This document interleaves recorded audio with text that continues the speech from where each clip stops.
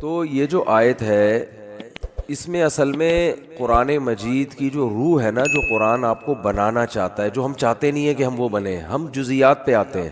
جزیات کا مطلب یہ ہے کہ چند شریعت کے احکام ہیں جن کو ہم فالو کرنے میں سمجھتے ہیں کہ ٹھیک ہے، اندر سے چینج ہونے کی کوشش نہیں کر رہے کہ مزاج کیا ہے اسلام کا، اسلام آپ کو بنانا کیا چاہتا ہے۔ دیکھیں اس کی ایک مثال ہے، آپ کے ابو آپ کو ڈاکٹر بنانا چاہتے تھے کہ آپ پراپر ڈاکٹر بنیں گے، MBBS کی ڈگری ہوگی آپ کے پاس، پھر آپ کا ایک کلینک ہوگا، پھر ہاسپٹل میں آپ جائیں گے اور کلینک بھی شام کو چلائیں گے، پھر یہ ہوگا، پھر لوگ مجھے کہیں گے ڈاکٹر کا باپ ہے۔ یہ کیا ہے؟ ڈاکٹر کا باپ ہے۔ یہ صرف ڈاکٹر نہیں ہے بلکہ ڈاکٹر کا بھی باپ ہے۔ یہ تو آپ نے کیا کیا؟ آپ نے جزیات میں پڑ گئے، آپ نے کہا میرے ابا مجھے ڈاکٹر بنانا چاہتے ہیں، تو ڈاکٹر لوگ یہ کرتے ہیں کہ وہ میڈیکل سائنس کی کتابیں پڑھتے ہیں، تو جو سلیبس ہے وہ میں گھر میں لا کے پڑھنا شروع کر دیتا ہوں، میڈیکل سائنس کا انٹرنیٹ پہ کلاسز لے لیتا ہوں۔ اور ابا کی خدمت تھی انسانیت، ابا کا ویژن تھا انسانیت کی خدمت بھی، اس یعنی ڈاکٹر بننے کا مطلب تو یہ بھی تھا نا کہ جب موقع ہوگا علاج بھی کروں گا، تو میں ویسے ہی کر دیتا ہوں۔ مثال کے طور پر کوئی پیشنٹ آیا، آپ کو پتا ہے اس کو کھانسی ہے، نزلہ ہے، زکام ہے اور کوئی بیماری نہیں، ڈاکٹر کو فون کیا اس کو کیا دوں، ڈاکٹر نے کہا بھائی کوئی اینٹی الرجی کھلا دے اس کو، تو مقصد تو حاصل ہو گیا نا، بھائی ڈاکٹر سے پوچھ کے بتاؤ یا خود ہی بتا دو۔ تو اس سے کیا پتا چلتا ہے کہ آپ نے جو ڈاکٹر کی جو جزیات ہے نا، کچھ کام ڈاکٹروں والے وہ تو کر لیے، لیکن پراپر ڈاکٹر بولو نا کیا ہو گیا؟ نہیں بنے۔ یہ بہت اہم پوائنٹ کی بات کر رہا ہوں، اللہ کرے یہ اتر جائے۔ کہاں اتر جائے؟ کھوپڑی میں۔ یار یہ تو اتنے الفاظ استعمال کرتے کرتے سمجھا دیا، اب تو وہ ذہن میں بیٹھ جانا چاہیے نا، دماغ میں نہیں بلکہ کھوپڑی میں۔ کھوپڑی میں اس لیے کہتا ہوں کہ دماغ جو ہے نا یہ کھوپڑی کے اندر بند ہے، اور یہ کھوپڑی جو ہمارا خول ہے یہ بہت مضبوط ہے، ایسے جیسے لوہا، تو ادھر سے بات اس کھوپڑی کو کراس کر کے دماغ میں اتر جائے یہ آسان کام نہیں ہے، تو اس لیے میں کھوپڑی کا لفظ استعمال کرتا ہوں، کھوپڑی میں اتر جائے۔ جب کھوپڑی کے اندر ہو گئی تو پھر تو دماغ ہی آگے، بھائی کھوپڑی کے بعد ڈائریکٹ دماغ شروع ہو جاتا ہے۔ میرا تو ایسا ہی ہے، اب آپ لوگ کا مجھے پتہ نہیں ہے، جو ڈاکٹروں سے سنا ہے ہم نے۔ تو آپ نے کیا کیا؟ یہ مثال میں سمجھانا دینا چاہ رہا ہوں کہ اسلام جو ہمیں بنانا چاہتا ہے وہ نہیں ہم بن رہے۔ جیسے ابا بنانا چاہتے تھے پراپر ڈاکٹر، آپ نے کیا کیا؟ میڈیکل سائنس کی کچھ کتابیں پڑھ لیں کہ یار میرے ابا کی خواہش ہے ڈاکٹر بنوں، یعنی ان کو گویا میڈیکل سائنس سے دلچسپی ہے، چلو تھوڑی 4 کتابیں پڑھ لیں، کچھ پیشنٹ کا علاج کر لیا تاکہ میں دیکھنے میں کیا لگوں؟ ڈاکٹر سا لگوں میں دیکھ، تو ابا کی خواہش پوری ہو جائے گی۔ ابا کی خواہش پوری نہیں ہوگی بلکہ ابا کے پیسے ضائع ہو جائیں گے، جو ابا نے ساری محنت کی تھی نا وہ برباد ہو جائے گی۔ ابا نے آپ کو امریکہ بھیجا پڑھنے کے لیے، رشیا بھیجا، آپ وہاں بیٹھ کے باقاعدہ پراپر کلاسیں نہیں لے رہے، ایک ڈگری جو ملے گی جس کے بعد آپ ڈاکٹر کہلائیں گے، آپ آفیسر رینک کے بن جائیں، آپ کا یعنی ایک آفیسر کے اس لیول پہ آ جائیں گے، ان تمام چیزوں کو آپ فوکس نہیں کر رہے ہیں، آپ چند جزیات کو پکڑ کے بیٹھ گئے ہو۔ تو اللہ جو ہمیں بنانا چاہتا ہے نا اندر سے، وہ اندر سے چینج کرنا چاہتا ہے۔ وہ اندر سے چینج کیا کرنا چاہتا ہے؟ پہلے میں یہ بتا دوں کہ وہ کچھ مثالیں دیتا ہے کہ نیک لوگ ایسے ہوتے ہیں۔ ہم نے کیا کیا؟ ہم نے کہا نیک لوگ چونکہ ایسے ہوتے ہیں لہذا جیسے ہوتے ہیں ویسے کچھ کام شروع کر دو، نیک بننے کی ضرورت بولو نہیں۔ یہ بہت بڑا فالٹ ہے۔ اللہ نے تعریف کی نا، نیک لوگ ہوتے ہیں تہجد پڑھتے ہیں، نیک لوگ ہوتے ہیں صدقات و خیرات کرتے ہیں، نیک لوگ وہ ہیں جو غصے کے کڑوے گھونٹ کو پیتے ہیں۔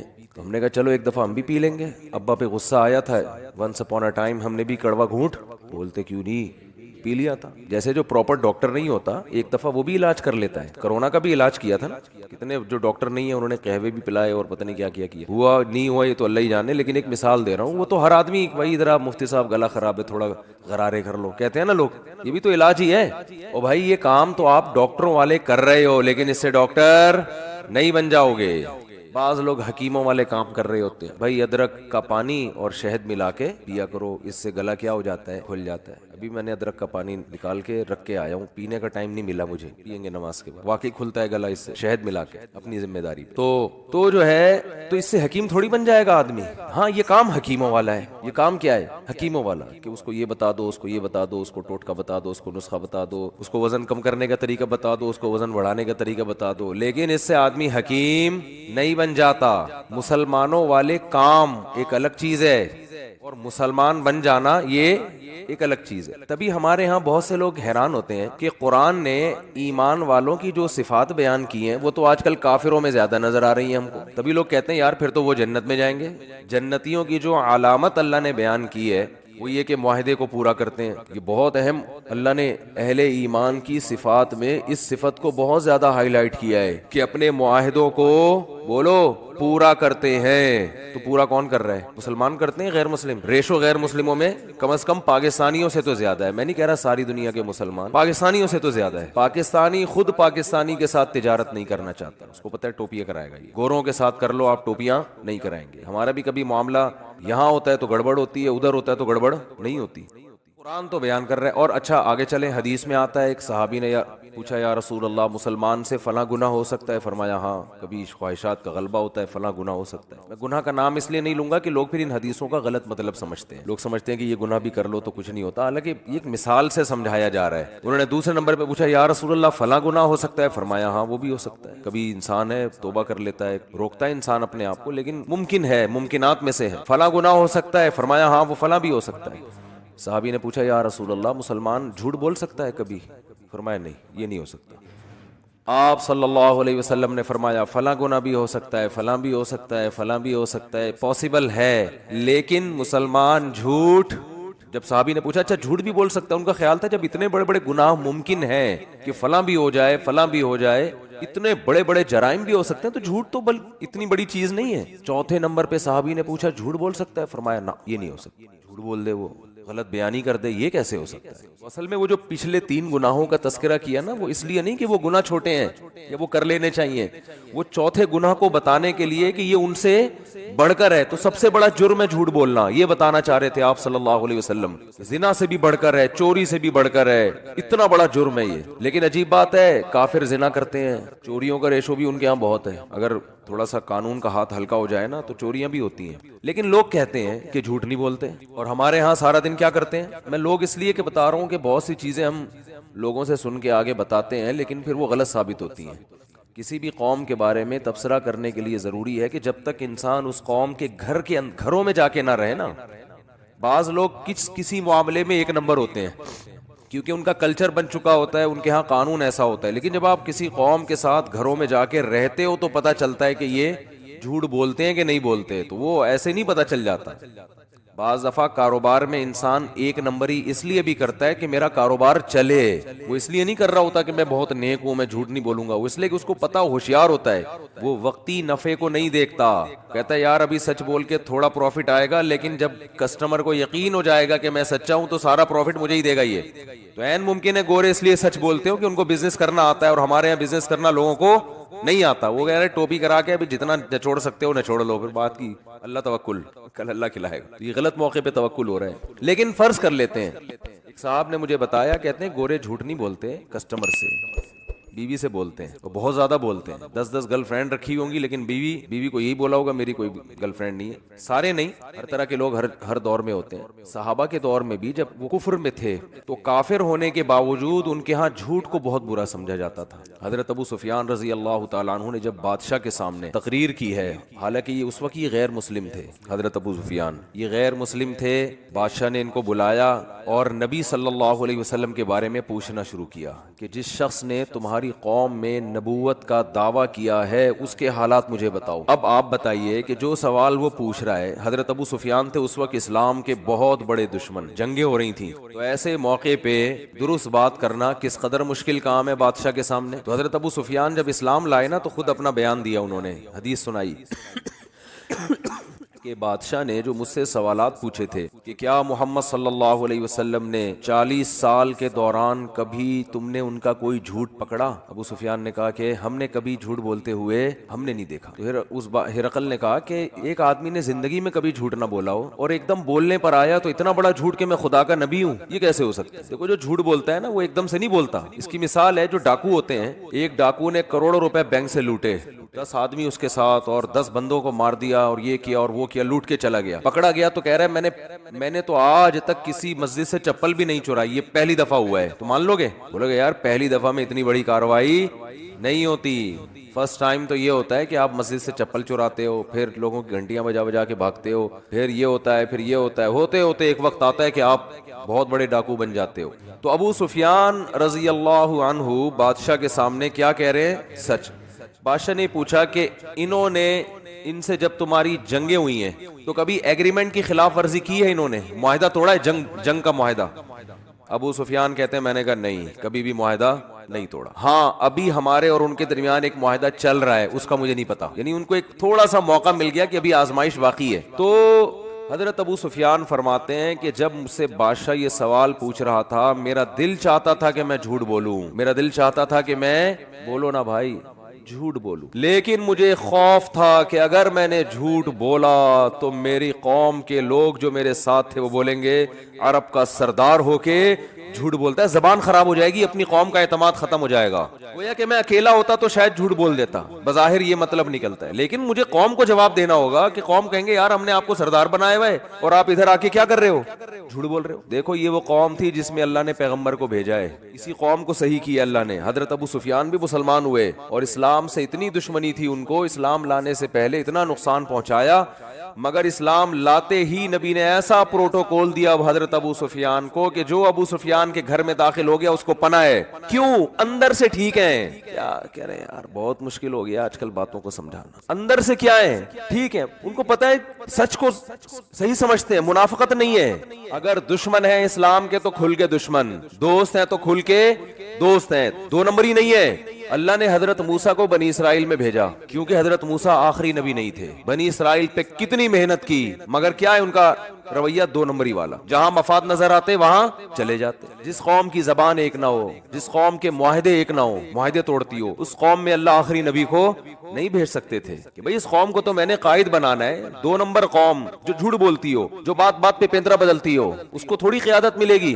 تو نبی صلی اللہ، حضرت ابو سفیان رضی اللہ تعالیٰ عنہ فرماتے ہیں کہ مجھے ڈر تھا کہ میں اگر، مجھے یہ جملہ اتنا اچھا لگتا ہے نا، بار بار دہرانے میں مزہ آتا ہے، کہ میں نے اگر جھوٹ بولا، وہ کتنی باتیں نبی کے بارے میں پوچھتے جا رہے ہیں. اس نے کہا کہ ان کی باپ دادا میں کوئی بادشاہ گزرا ہے؟ کہا نہیں. اس نے کہا اگر بادشاہ گزرا ہوتا تو میرے ذہن میں آتا کہ اولاد کو بھی سیاست کا شوق ہوتا ہے نا. ابا وزیر اعظم گزرے، صدر گزرے، تو بیٹے کا بھی دل چاہتا ہے یار کچھ کرسی ہمارے پاس بھی ہے. تو ان کے تو صدیوں تک کوئی بادشاہ گزرا ہی نہیں ہے، تو ایک دم سے ان کو کیسے خیال آ گیا؟ کہا اچھا جو جنگیں ہوتی ہیں ان میں فتح کس کو ہوتی ہے؟ کہا کبھی ان کو کبھی ہمیں، دونوں طرف معاملہ چلتا ہے. تو ایک ایک چیز کا جواب کیا دے رہے ہیں؟ صحیح، کیونکہ کافر ہے لیکن ڈر ہے کہ میری سرداری چلی جائے گی، لوگ بولیں گے قریشی ہاشمی ہو کے ہمارا سردار ہو کے. دشمنی اپنی جگہ ہے لیکن جھوٹ تو نہ بولو. تو قرآن نے اہل ایمان کی صفت بیان کی ہے اور نبی صلی اللہ علیہ وسلم نے فرمایا فلاں گناہ بھی ہو سکتا ہے، فلاں بھی ہو سکتا ہے، لیکن مسلمان جھوٹ نہیں بول سکتا. آپ کہہ سکتے ہیں کہ یار آج تو سارا دن ہم جھوٹ بولتے ہیں اور گورے جھوٹ نہیں بولتے. آپ کہہ سکتے ہیں. یہ تو ایک صاحب نے مجھے کہا اگر صفائی نصف ایمان ہے تو گورے تو ویسے ہی جنت میں چلے جائیں گے آدھے. کیونکہ ہمارے یہاں دیکھ لو، ابھی گٹر میں نے بنوایا ابھی تھوڑے دن پہلے، جو گورنمنٹ کی ذمہ داری ہے وہ ہم کر رہے ہیں. اور جیسے ہی ہم نے وہ کیا ہے تو اوپر سے چاول کا شاپر آیا، نیچے گرا ہوا ہے، پتہ نہیں کس نے پھینکا، کہاں سے آیا. مریخ سے تو آ نہیں سکتا، ظاہر ہے اسی زمین کا ہوگا. دن رات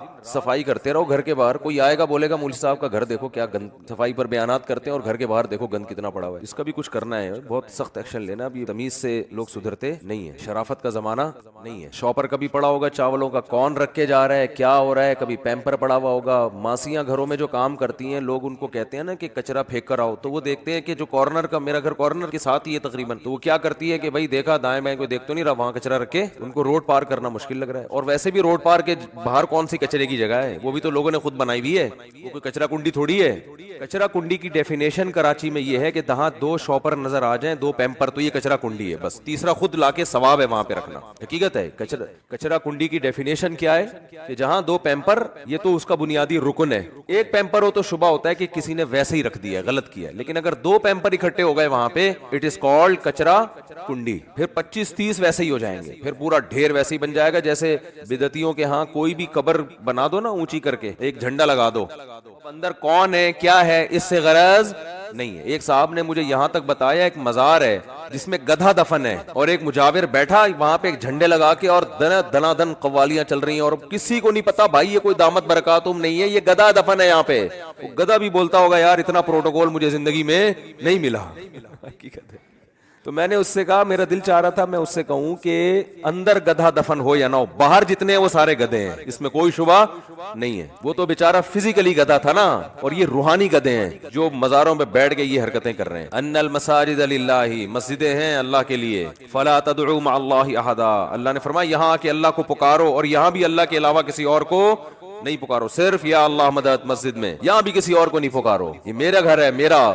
ہمارے نبی بھی آئیں گے تو اللہ کو پکاریں گے. اللہ نے قرآن میں کیا فرمایا, ما کان لبشر, کسی بشر کے میں کوئی یہ مجال نہیں ہے, ان یؤتیہ اللہ الکتاب والحکمہ, اللہ اسے کتاب بھی دے, حکمت بھی سکھائے, نبوت بھی دے, ثم یقول للناس کونوا عبادا لی, پھر وہ لوگوں کو اپنی طرف کھینچنا شروع کر دے. فرمایا نا نا نا نا, یہ اللہ نے عیسائیوں کو کہا کہ عیسیٰ علیہ السلام کو مت پکارو, یہ عیسیٰ کی تعلیمات نہیں ہے. ہر پیغمبر کی تعلیمات یہ ہے کہ کس کی عبادت ہوگی, اللہ کی. آپ کہتے ہیں ہم پکارتے ہیں, عبادت تھوڑی کر رہے ہیں. تو عبادت پکار ہی کو کہتے ہیں. عبادت کا جو مغز ہے نا وہ تو پکارنا ہے, دعا ہے. دنیا میں جتنی عبادتیں ہوتی ہیں بھگوانوں سے مانگا جاتا ہے, اٹ از کالڈ عبادت, اس کو عبادت اور ورشپ کہا جاتا ہے. ہندو جب مندر میں جاتا ہے نا عبادت کرنا ہے تو کیا ہوتا ہے, بھگوان سے مانگ رہا ہوتا ہے وہ, ورنہ وہ بھی کہہ سکتا ہے میں مانگ رہا ہوں, میں عبادت تھوڑی کر رہا ہوں, میں تو بھگوان سے یوں کہہ رہا ہوں کہ یہ میرا کام کر دو, یہ میرا کام کر دو, یہی تو عبادت ہے. اچھا خیر, تو میں یہ عرض کر رہا تھا کہ میں یہ کہہ رہا تھا کہ دیکھو اللہ نے مسلمانوں کی علامتیں بیان کی ہیں, جن میں ایک بہت بڑی علامت ایگریمنٹ کی خلاف ورزی, بولو نہیں, معاہدے نہیں توڑتے. صحابہ کے واقعات ہیں, ہمارے نبی کے واقعات ہیں, کیسے کیسے اپنی زبان کو پورا کیا. صلح حدیبیہ میں دیکھ لیں آپ, معاہدہ ہوا, سارے ان کی مرضی کے معاہدے ہو گئے, لیکن جب ہو گئے تو ہو گئے. ایک معاہدہ یہ ہوا کہ ادھر سے جو مسلمان ہو کر ادھر آئے گا آپ اس کو واپس حوالے کر دیں گے غیر مسلموں کے, آپ اس کو پناہ نہیں دیں گے. اب یہ بظاہر یہ تو بہت مسلمانوں کے خلاف معاہدہ ہے, لیکن آپ صلی اللہ علیہ وسلم نے کیا کہ چلو کوئی بات نہیں, ابھی ان لوگوں کو بچاؤ, جنگ بندی کرو کسی طرح سے, جو ہوگا اپنی ذمہ داری پر ہو مسلمان. اس سے ہمیں یہ بھی پتہ چلتا ہے نبی صلی اللہ علیہ وسلم نے کتنی بصیرت سے کام لیا ہے. ہمارے ہاں ہر کام جذبات سے کرنا چاہتے ہیں, بس ایک دن میں سب کچھ ہو جائے, ایسا نہیں ہوتا بھائی. آپ صلی اللہ علیہ وسلم چاہتے تھے کہ جنگ کیا ہو, بولو نا, بند ہو, جنگ نہ ہو, ہمیں موقع ملے کچھ دعوت کا, اور دوسرے قبیلوں سے جنگ کا موقع ملے جنہوں نے ہمیں تنگ کر کے رکھا ہوا ہے. تو اگر یہ نہیں مان رہے, معاہدے پہ آمادہ نہیں ہے, تو کوئی بات نہیں, ان کی شرطوں پہ مان لو, اس میں نقصان کم ہے, اور اگر معاہدہ نہیں ہوا تو نقصان زیادہ ہے. پوری زندگی میں انسان کو نا اس طرح سے زندگی گزارنی چاہیے, پوری زندگی انہی اصولوں پہ. فقہ کا قاعدہ ہے, یتحمل الضرر الخفی لاجل دفع الضرر الجلی, ہمیشہ بڑے نقصان سے بچنے کے لیے چھوٹا نقصان برداشت کیا جائے گا. اب جب ایسی پالیسی بناتے ہیں لوگ تو لوگ کہتے ہیں یار اس میں تو نقصان ہے, اور یہ نہیں دیکھ رہے ہوتے کہ نہیں کرو گے تو بڑا نقصان ہے, لیکن نہیں بس اس کو دیکھ رہے ہوتے ہیں یہ تو نقصان ہے, یہ تو نقصان ہے, یہ تو یہ کیا ہو رہا ہے, یہ کیا ہو رہا ہے. تو بھائی یہ نہیں ہوتا تو یہ ہوتا.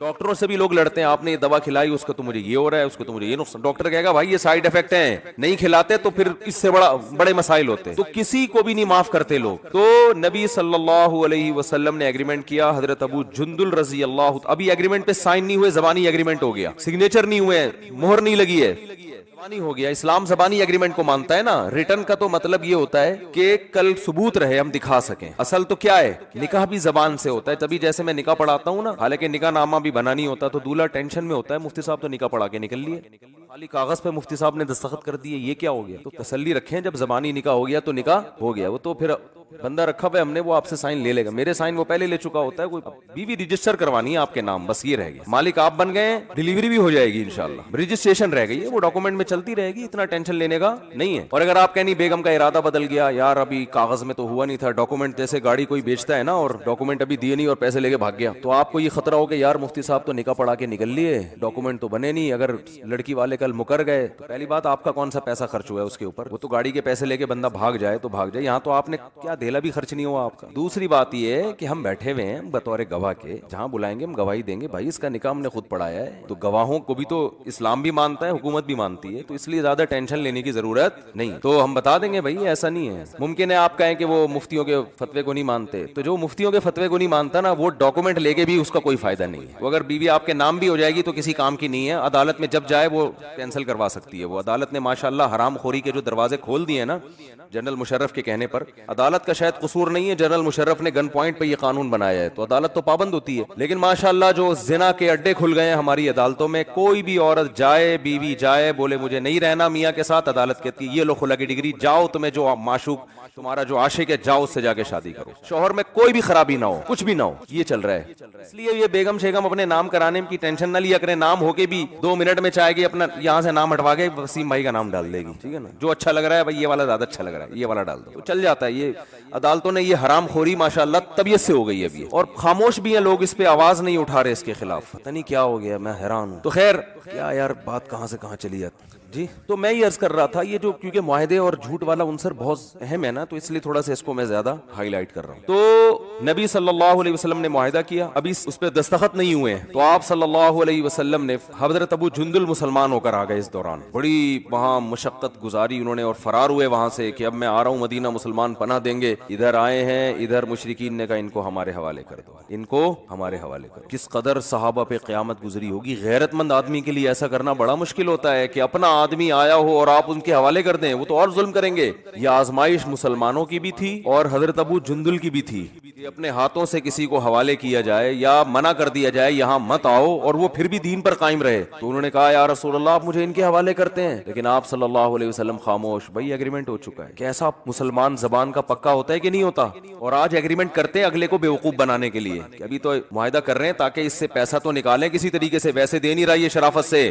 پہلے سے نیت ہوتی ہے کہ یہ ڈاکومنٹ اپنے فائدے کے لیے بنا رہے ہیں, اس کے ساتھ اس کو دھوکہ دینے کے لیے بنا رہے ہیں. مجھے آپ ایک بات بتاؤ, حضرت ابو جندل تو مسلمان تھے اور ان کا ایمان اس لیول پہ تھا جس کا میں اور آپ تصور نہیں کر سکتے. نبی کی زیارت ہوئی ہو اور مکہ میں جہاں کوئی مفاد ہی نہ ہو اسلام قبول کرنے میں, اپنا گھر چھوڑنا پڑ رہا ہے, اپنا وطن چھوڑنا پڑ رہا ہے, اپنا خاندان, تو ان کی ایمان میں کوئی شک کر سکتا ہے. لیکن آپ صلی اللہ علیہ وسلم نے زبان اور معاہدے کی پابندی کی وجہ سے ان تمام باتوں کو نظر انداز کر دیا. تو ہم معاہدہ توڑتے ہیں پیسے کھانے کے لیے, دوسرے کو نقصان پہنچانے کے لیے. ہمارے پیش نظر اسلام نہیں ہوتا تو بتائے کہ جب اسلام بھی ہے تو بھی معاہدہ نہیں توڑنا, تو دوسرے کو بیوقوف بنانے کے لیے, دوسرے کا مال کھانے کے لیے معاہدہ توڑنا کہاں سے جائز ہو گیا. آج جو معاہدے توڑے جا رہے ہیں نا اس میں کسی کو فائدہ نہیں پہنچایا جا رہا. دیکھو نبی صلی اللہ علیہ وسلم نقل کفر نباشت, اگر معاہدہ توڑ دیتے تو حضرت ابو جندل کو فائدہ ہوتا نا اس کا کہ بھئی مجھے پناہ مل گئی, اس کے باوجود بھی آپ نے معاہدہ نہیں توڑا, فائدہ کی کے باوجود نہیں توڑا. تو اسلام بتا رہے کہ کسی کا فائدہ بھی ہو تو آپ ایگریمنٹ نہیں توڑ سکتے, تو آپ کسی کو نقصان پہنچانے کے لیے کہاں سے ایگریمنٹ توڑ سکتے ہو بھائی, یہ کہاں سے جائز. تو حضرت ابو جندل کو جب واپس کیا, ان کے حوالے کر دیا, وہ تین بندے آئے کہ انہوں نے کہا کہ لے جاؤ ان کو, وہ گرفتار کر کے لے گئے. حضرت ابو جندل تھے ہوشیار, ایک تو ایمان پکا تھا, انہوں نے کہا نبی جو کر رہے ہیں اپنے لحاظ سے صحیح کر رہے ہیں, ایمان مضبوط تھا, نہ مرتد ہوئے نہ اسلام سے پھرے. انہوں نے کہا کہ مشرکین کے بارے میں سوچا کہ نبی کا معاہدہ ہے نا تم سے, میرا تو کوئی معاہدہ نہیں ہے, دل میں سوچا. پھر ایک چال چلی, مجھے ایک بندہ کھڑا ہوا تھا, 2 تھے یا 3 تھے مجھے بھی یاد نہیں, ان سے کہا کہ یار تمہاری تلوار بڑی خوبصورت ہے. نے کہا ہاں, اور مکھن لگانا شروع کیا. یہ مکھن اچھا والا مکھن تھا, یہ کوئی غلط سینس میں نہ لے کے جائیں اس کو. جو آدمی غلط ہوتا ہے نا وہ اپنی تعریف سے چوڑا ہو جاتا ہے. کہا ایسی خوبصورت تلوار یار یہ وہ, اس نے پکڑا دی, زبردست, چیک کر کے دیکھو. جیسے ہی آئی ہاتھ میں, انہوں نے کہا کہ بھائی میرا تمہارا کوئی معاہدہ نہیں ہے, اسی کی گردن اڑا دی. دوسرا بھاگ گیا یا اس کو بھی مار دیا. اس کے بعد یہ ساحل سمندر پہ چلے گئے نا, ساحل سمندر پہ, وہاں جا کے قرار ڈالا کہ جو نہ مدینہ کی حدود میں اور نہ مکہ کی حدود میں. تو جو بھی مسلمان ہو کے آتا نا, جو مسلمان ہوتا, ان کو پتا تھا نبی تو پناہ دیں گے نہیں, تو سارے ادھر ہی چلے جاتے. ادھر پورا لشکر تیار ہو گیا اور انہوں نے لڑنا شروع کر دیا قافلوں کے ساتھ. ہمارا تمہارا کوئی ایگریمنٹ نہیں ہے, نبی کا ہے نا, نبی کا ہمارا تھوڑی کوئی, ہم تو نبی کی کسٹڈی میں گئے نہیں ہیں. تو جب لڑنا شروع کیا تو مشرکین اتنے تنگ آ گئے, انہوں نے معاہدہ ہی ختم کروا دیا خود بخود ہی. انسان جب زبان کا پکا ہوتا ہے نا, وقتی نقصان ہوتا ہے, نتیجے کے لحاظ سے اس کو فائدہ ہوتا ہے, اور جو جھوٹ بولتا ہے 2 نمبری کرتا ہے اس کو اس وقت فائدہ ہوتا ہے, بعد میں اس کو بڑا نقصان ہوتا ہے. اور اللہ کی عادت ہے 2 نمبر پکڑا جاتا ہے, یہ ایسی چیز ہے جو زیادہ عرصہ چلتی نہیں ہے. تو میں یہ عرض کر رہا تھا کہ اسلام نے اہل ایمان کی علامتیں بیان کی. وہ یوں کرتے ہیں, وہ نماز پڑھتے ہیں, وہ زکوٰۃ دیتے ہیں, وہ غریبوں کا خیال کرتے ہیں. تو ہم نے وہ علامات لے کے ہم نے کہا چلو ہم بھی تھوڑا تھوڑا اس میں اپنا حصہ ڈال لیں. وائپر والے کو 20 روپے پکڑا دیے, پہلے 5 کا دور تھا, 20 روپے کر 10-20 ہو گیا ہے, تو ہم نے بھی صدقہ کر دیا. یہ بھائی ایسے ہے کہ یہ تو کافروں میں بھی کچھ چیزیں پائی جاتی ہیں, صفائی نصف ایمان ہے, یہاں بات چل رہی تھی. ایک صاحب نے کہا پھر انگریز تو آدھے سے زیادہ ہی مومن ہے, مسلمان تو مومن سرے سے ہے ہی نہیں, کیونکہ ہمارے ہاں اندر کا تو اللہ ہی بہتر جانتا ہے کس کا کتنا حساب کتاب صاف ستھرا ہے کہ نہیں ہے, لیکن باہر کا معاملہ تو جو ساری دنیا دیکھ رہی ہے وہ تو سب کو نظر آ رہا ہے نا, کیا گند ہے ماشاءاللہ. کیا خاص طور پہ کراچی, پنجاب میں بھی ہے لیکن اتنا نہیں ہے, کراچی تو کچرا کنڈی کا دوسرا نام بن گیا ہے. کھڈے روڈ کی حالات دیکھو, ایک بوڑھی خاتون رکشے میں بیٹھی, چیخیں نکل گئی ان کی, بیچاری کو اتارنا پڑا کیونکہ کمر کے مسئلے تھے, وہ رکشا اور اوپر سے کھڈے, تو وہ بیچاری ایسی چیخیں مار مار کے, ان کے جو پوتا تھا اس نے کہا میں نے دادی کو بڑی مشکل سے پھر تھوڑا سا آگے جا کے نکالا ہے یہاں سے. وہ بیچارہ غریب آدمی تھا, وہ نہیں ٹیکسی افورڈ کر سکتا, اور ٹیکسی میں دھکے نہیں جھٹکے نہیں لگیں گے اس کو, وہ تو یعنی ظاہر ہے کراچی کے کھڈے کا کسی بھی ٹائم پہ کوئی بھروسہ نہیں ہے, کوئی بھی ٹائم پہ کھڈا آ سکتا ہے. اسپیڈ بریکر بھی اتنے بڑے بڑے اونچے, جیسے کٹی پہاڑی ہے, پوری پہاڑی ہے یہ نا, ایسے اسپیڈ بریکر بنائے ہوئے ہیں اور اس پہ کوئی نشان نہیں ہے. میں ایک دفعہ ایک گاڑی میں آ رہا تھا تو اسپیڈ بریکر کا پتہ نہیں چلا, ہم اسپیڈ میں, کوئی نشان ہی نہیں اسپیڈ بریکر, وہ گاڑی جو اتنا اچھل کے دھڑام سے نیچے گری ہے, میں خود تو اللہ کا شکر ہے ہم تو بچ گئے, ہمیں پتہ ہی نہیں گاڑی کا انجن آئل لیک ہونا شروع ہو گیا, اور وہ سارا انجن آئل ختم, اور گاڑی کیا انجن کیا ہو گیا سیز. اب جب انجن سیز ہوتا ہے تو پھر میکینک پہناتا ہے آپ کو چیزیں مختلف قسم کی, وہ ایک نئی ٹینشن ہے. وہ اگر 10,000 کا خرچہ ہے تو 1 لاکھ کر کے بتائے گا, وہ پھر اس میں 5 چیزیں اور نکالے گا, وہ بھی ایگریمنٹ کی خلاف ورزی, جھوٹ. ہمیں تو ایک میکینک اب مل گیا الحمدللہ, دیندار ہے, لیکن اس وقت تجربے نہیں تھے زیادہ, تو وہ پھر الگ سے ٹوپیاں کرانا شروع کرے گا, 20 چیزیں الگ نکال دے گا وہ اس میں, اور پھر ایک دفعہ میکینک کے پاس چلے گئے, قیامت تک اب آپ جاتے ہی رہو. کچھ ایسا ٹیکا لگائے گا گاڑی میں کہ جو ہے اب آپ اسی کے قیامت تک کے لیے محتاج ہو گئے. الائنمنٹ ہی صحیح کرتے رہو ساری زندگی بیٹھ کے, اس جو بھگتے ہیں وہی بتا رہے ہیں ہم. یہ والا ٹائر ادھر ہوا ہے تو یوں کرو گے تو اب تھوڑا سا ادھر ہو گیا, اب یوں. میرے پاس بائک تھی, ایک دفعہ میں گرا اس سے 125, تو میں گرا نا تو اس کا وہ جو ٹی ہوتا ہے نا آگے سے ٹیڑھا ہو گیا. مجھے طبیعت میں ایک تھوڑی سی مزاج یہ ہے کہ بھائی یہ صحیح سیدھا ہونا چاہیے نا, اتنی 125 0 میٹر رکھی ہوئی ہے تو یہ تو ٹی تو صحیح ہو نا. 1 سال میں نے ایڑی چوٹی کا زور لگا دیا, کسی کا باپ بھی اسے ٹھیک نہیں کر سکتا. ڈینٹر کے پاس لے کر گئے, وہ ادھر کرتا تو تھوڑا سا ادھر ہو جاتا, پھر ادھر. ابے میں نے کہا یار تمہیں کام آتا ہے تو بتاؤ, نہیں آتا تو رہنے دو. آتا سب کو ہے, آتا. پھر آخر میں کہنے لگا اس کو کمپنی لے جاؤ, 125 کی جو کمپنی ہے نا وہ کرے گی, تو مجھے پتا تھا وہ بھی نہیں کرے گی کمپنی. تو مجھے نہیں پتا کہ یعنی کیا کرے گی کمپنی بیٹھ کے, اتنے کی بائک نہیں ہے جتنے کمپنی پیسے لے لے گی, اگر کر بھی لے گی تو معاہدوں کی خلاف ورزی, جھوٹ. جھوٹ بھی تو معاہدے کی خلاف ورزی جھوٹ ہی کی ایک قسم ہے نا, جھوٹ کی ایک قسم ہے, جو ایگریمنٹ کرتے ہیں اس کو توڑتے ہیں. تو بات وہیں سے چلی تھی, وہ کہتے ہیں نا شاعر نے, تمنا مختصر سی ہے مگر تمہید طولانی. ہماری جو دعویٰ ہوتا ہے نا بیان میں وہ مختصر ہوتا ہے, اس دعوے کو کیونکہ کھوپڑی بہت ٹائٹ سخت اللہ نے بنائی ہے, اس کھوپڑی میں اتارنے کے لیے ہتھوڑے کا استعمال بہت زیادہ کرنا پڑتا ہے. ایک مضبوط دیوار میں اتنی سی کیل ٹھوکی جاتی ہے, 50-60 دفعہ ہتھوڑا مارا جاتا ہے. تو اس لیے وہ جو دعویٰ ہمارا مختصر ہوتا ہے, لیکن اس کو کھوپڑی میں اتارنے کے لیے جو ہم جو چوٹ مار رہے ہوتے ہیں نا, وہ 1-1 گھنٹے کی چوٹیں ہوتی ہیں. دعویٰ آخری 5 منٹ کا ہوتا ہے. تو گھبرانے کی بالکل علامات دیکھی ہم نے, کہا یار اللہ نے قرآن میں کہا کہ صدقہ خیرات کرنے والے جنت میں جائیں گے, یار وہ تو اتنا بڑا ٹرسٹ بنایا ہوا ہے اس نے فلاں آدمی نے. ہم نے کہا کہ بھائی وہ جھوٹ بولنے والے جہنم میں جائیں گے, تو جھوٹ تو سارے کون بول رہے ہیں؟ تو اصل میں قرآن یہ علامتیں بیان کر رہا ہے. یہ ایسے ہی ہے جیسے ڈاکٹر علامتیں بیان کرتے ہیں کہ سونگنے کی حس چلی جاتی ہے کرونا میں, تو ہم کسی کو کرونا کا پیشنٹ بنانے کے لیے نا اس کی سونگنے کی حس کو فوکس کر رہے ہیں کہ اس کی سونگنے کی حس ختم کرو, اس سے وہ کرونا کا پیشنٹ نہیں بنے گا. یہ علامات ہیں. تو اللہ چاہتے ہیں آپ میں کچھ اندر سے ایسی تبدیلی ہو جس کی وجہ سے آپ, جب یہ تبدیلی اندر سے چینجنگ آئے گی تو خود بخود یہ چیزیں ظاہر ہونا شروع ہو جائیں گی. وہ اندر سے چینجنگ کیا ہے؟ وہ بڑی خاندانی ہے. وہ اللہ کرے کسی طرح کھوپڑی میں اتر جائے. وہ چینجنگ یہ ہے جو میں بار بار کہتا رہتا ہوں, وَمَا الْحَيَاةُ الدُّنْيَا إِلَّا مَتَاعُ الْغُرُورِ. یہ دھوکے کا گھر ہے, مسافر خانہ ہے, دل لگانے کی جگہ نہیں ہے. اس سے محبت مت کرو. جب دنیا سے محبت نہیں کرو گے تو پھر تو جب آخرت سے محبت شروع کر دو گے پھر تو سارے کام آخرت کے لیے ہوں گے نا. سخاوت خود بخود ہوگی, جھوٹ سے خود بخود بچے گا. اس کو پتا ہے جھوٹ بولنے سے دنیا میں کامیابی ملتی ہے, آخرت میں اللہ کی نظر میں انسان بہت زیادہ گر جاتا ہے, اللہ کی نظر میں اس کا مقام ختم ہو جاتا ہے. ہمارے نبی ایگریمنٹ پورا کر رہے ہیں, اپنے ساتھی کو غیر مسلموں کے حوالے کر رہے ہیں, اور میں ایگریمنٹ توڑ کر دوسرے کا پیسہ لے لوں, یہ کیسے؟ میں پیغمبر کو قیامت کے دن منہ کیسے دکھاؤں گا؟ میں نے معاہدہ کیا تھا کہ اتنے لاکھ روپے میں فلاں تاریخ تک پہنچا دوں گا. کل قیامت میں جب نبی صلی اللہ علیہ وسلم حوض کوثر پہ پانی پلائیں گے تو کیسے سامنا کروں گا؟ آپ کہیں گے میں نے ایگریمنٹ کیا تھا تو اپنے ساتھی کو غیر مسلموں کے حوالے کر دیا ان کے رحم و کرم پہ, اور تو نے ایگریمنٹ کیا اور دوسرے کے کروڑوں روپے تو نے ہتھیا لیے. منہ سے آئے تو حوض کوثر پہ پانی پینے کے لیے. لیکن وہی بات ہے نا, جب غیرت ختم ہو جائے تو یہ ساری چیزیں خود بخود ختم ہو جاتی ہیں. تو جب آپ اصل میں مسلمان علامات کو فوکس کر رہا ہے, وہ اپنے آپ کو اندر سے تبدیل کرنے کے لیے تیار نہیں ہے, وہ دنیا سے دل لگانا نہیں چھوڑتا.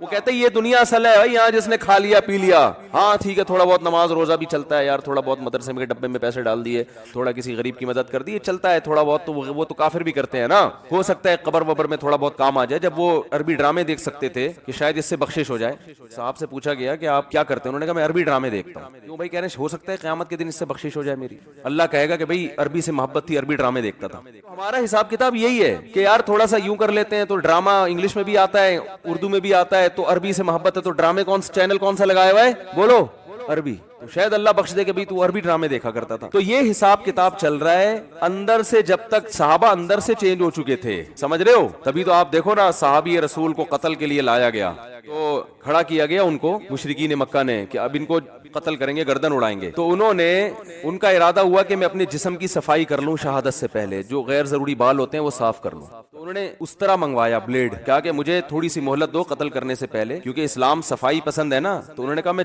اللہ کے پاس بھی صاف ستھرا ہو کے جانا چاہتا ہوں. ان کا نیت یہ تھی. تو اپنے جو بال غیر ضروری ہوتے ہیں وہ انہوں نے صاف کیے. اسی دوران مشرکین میں سے کسی کا بچہ آ گیا ان کے پاس, بچہ ایسے کھیلتا ہوا آ گیا, انہوں نے پکڑ لیا اس کو. وہ چاہتے اس کو مار سکتے تھے لیکن انہوں نے نہیں مارا, چھوڑ دیا اس بچے کو. اب جب قتل کا فیصلہ ہوا ہے نا کہ ان کی گردن اڑائی جائے گی, تو انہوں نے شعر پڑھا, فلست ابالی حین اقتل مسلما حین اقتل مسلما علی ای شق کان للہ مصرعی وذلک فی ذات الالہ وان یشاء یبارک علی اوصال شلو ممزعی. کیا خاندانی شعر ہے. کہہ رہے ہیں جب میں ایمان کی حالت میں دنیا سے جا رہا ہوں, اللہ کے لیے مر رہا ہوں, تو مجھے اس کی کوئی پرواہ نہیں ہے کہ گردن اڑنے کے بعد میرا دھڑ ادھر گرتا ہے یا ادھر گرتا ہے, کوئی پرواہ نہیں ہے. کیونکہ دنیا مسافر خانہ ہے نا, اصل تو آخرت ہے.